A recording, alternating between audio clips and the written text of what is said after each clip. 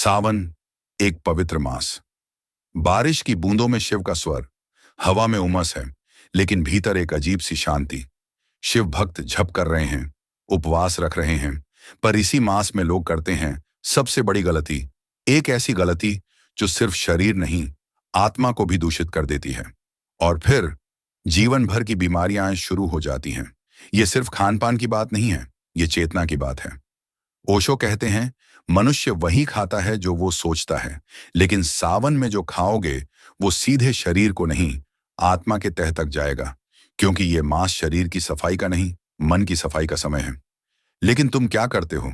तुम्हें बारिश अच्छी लगती है तो तुम पकौड़े तलते हो अपने भविष्य की बीमारी, तेल, बेसन, गरम मसाले और ऊपर से शीतल वर्षा। शरीर भ्रम में पड़ जाता है। गर्म चीजें, ठंडी हवाएं, तंत्र विक्षिप्त हो जाता है। तुम सोचते हो, स्वाद ले रहे हो, लेकिन तुम्हारा लीवर चिल्ला रहा होता है, बचा लो मुझे।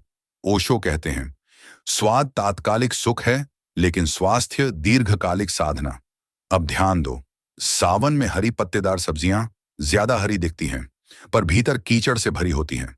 बाजार की पालक, मेथी, सरसों सुनने में सेहतमंद लगती हैं, लेकिन इनके भीतर की गंदगी तुम्हारे पेट में जा रही होती है, क्योंकि ये मौसम है नमी का, और नमी है फफूंदी का घर।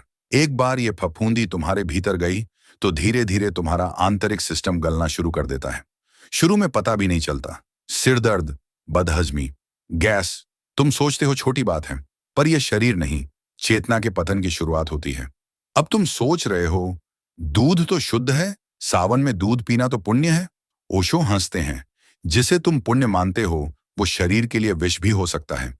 सावन में दूध का पाचन धीमा हो जाता है, खासकर जब तुम उसे शक्कर के साथ उबालते हो या चाय बनाकर पीते हो। उस समय तुम्हारा शरीर उसे अमृत नहीं, बोझ समझता है, और तुम समझते हो तुमने पुण्य कमा लिया।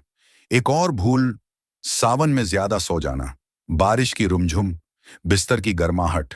लेकिन क्या तुम जानते हो कि यह समय है बाहर जाने का, भीतर उतरने का? ओशो कहते हैं, प्रकृति जब गा रही हो तब तुम्हें बाहर होना चाहिए, भीतर नहीं। लेकिन तुम सोते हो और वो गाना चुप हो जाता है। फिर तुम शिकायत करते हो कि जीवन में संगीत नहीं है। तुम सोच रहे हो, तो क्या खाएं? तुम्हें क्या नहीं खाना चाहिए, पहले वो समझो। ओशो चेतावनी देते हैं, सावन में सबसे बड़ा जहर है वासना। तुम बारिश को देखकर उत्तेजित हो जाते हो, तुम्हारी वासनाएं जागने लगती हैं। तुम प्रेम नहीं करते, शरीर चाहते हो, और यही वासना बारिश के संग मिलकर तुम्हें बीमार बनाती है, क्योंकि इस मौसम में शरीर सबसे ज्यादा संवेदनशील होता है। और जब तुम इसे सेक्स, गर्म भोजन, शराब या रात के जागरण में उलझा देते हो, तो एक गहरी दुर्घटना घटती है, चेतना से गिरना।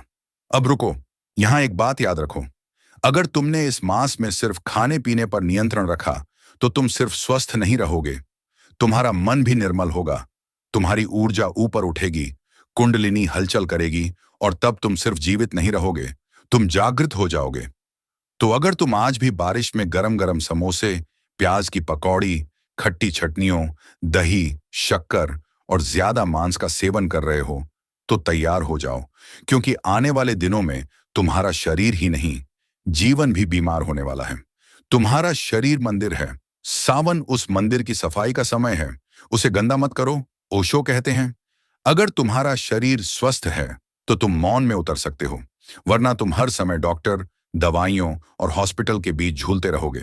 तो अब तुम बताओ, तैयार हो इस सावन को छलक करने के लिए? तैयार हो इन झरों को त्यागने के लिए?